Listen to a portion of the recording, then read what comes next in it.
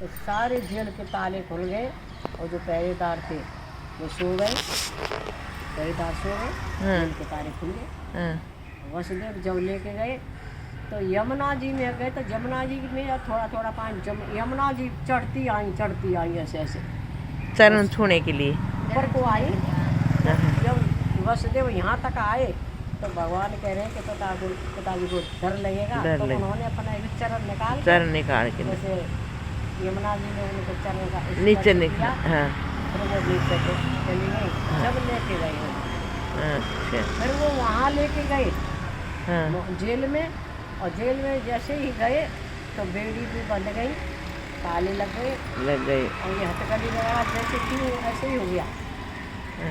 और वो पहरेदार जाके बच्चा रोने लगा, कन्या रोने लगी क्या, अरे बच्चा हुआ कंस को पता खबर करो कि देवकी के बच्चा हुआ है, लड़का बच्चा हुआ है, बच्चा क्या हुआ देखो तो अरे ये तो लड़की है।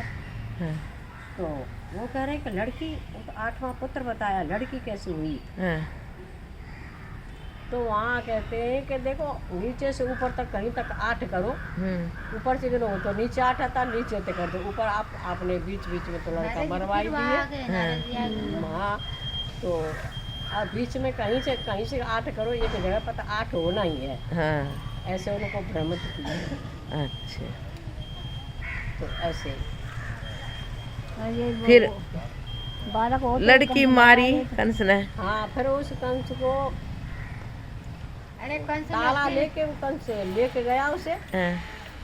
उसने बहुत कुछ जवाब किए कि लड़का क्यों, लड़का कहाँ गया, लड़की कहाँ से आई, तुमने कोई कुछ तो वो कह रहे कि हमने क्या आपने ऐसे ताला लगाया, ऐसे हमारे तो लगा इसमें ताले में से और बेड़ियों में से हम कहाँ जाएंगे।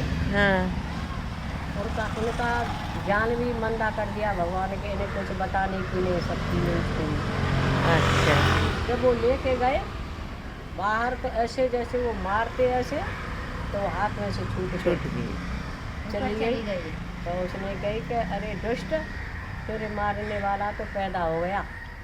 मन के मारा से ऐसे नहीं कहा गोकुल में, तो पैदा हो गया तेरे मारने वाला। फिर उसको भीतर से वो रहती कि कहाँ हुआ है, तो उन्होंने फिर छोटे छोटे बच्चों को वो पूतना से मरवाया, सब बच्चे। हाँ तो छोटे छोटे आज की तारीख में जो पैदा हुए उन बच्चों को मार दो, तो इनमें कहीं ना कहीं तो आ ही जाएगा वो। ब्रज में, गोकुल में, मथुरा में, जहाँ भी हो मरवा दो। फिर पूतना वहाँ गई गोकुल में, नंद बाबा के घर में गई।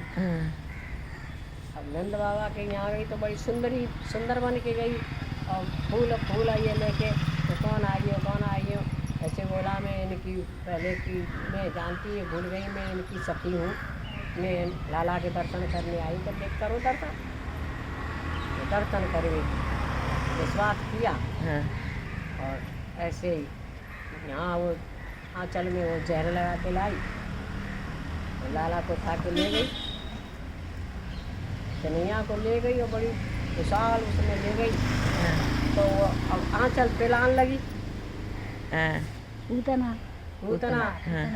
तो भगवान जहर को कौन पिए, उन्होंने और उसका खीर खींचा, उसके शरीर को प्राण खींचते अपने रूप में आई, बहुत पर्वताकार हुई, वो बना रखी प्रेम मंदिर में। ऊपर से फिर वो धड़ाम जैसे जो गिरी का जैसे कोई वज्रपात हुआ हो, कोई बिजली गिरी हो, इतना बात। वहाँ कहते कि लाला कहाँ गया, अरे वो तो वहाँ वो एक राक्षसी है, वो ले गई उसको। तो सब पूरे ब्रजवासी भागे वहाँ। देखिए भगाते उड़ते कहाँ गई वो, जहाँ वो बरसाने में चली गई। जब वो गिरी पूतना तो कोई 36 कोस का सब पेड़ पौधा टूट गया था। 48 कोस में है ना जी वो। हाँ ब्रज 48 कोस के चारों तरफ है। अब जो पर्वत है हाँ चारों तरफ से 48 कोस में है वो।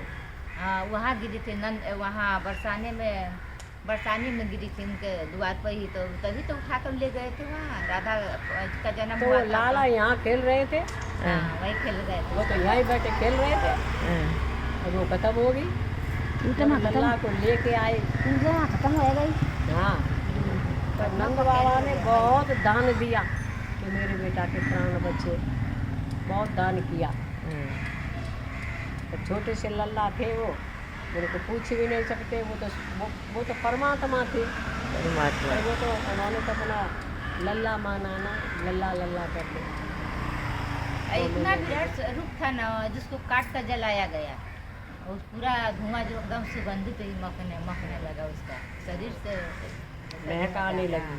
हाँ, महक आने लगी। महक आई थी उसको।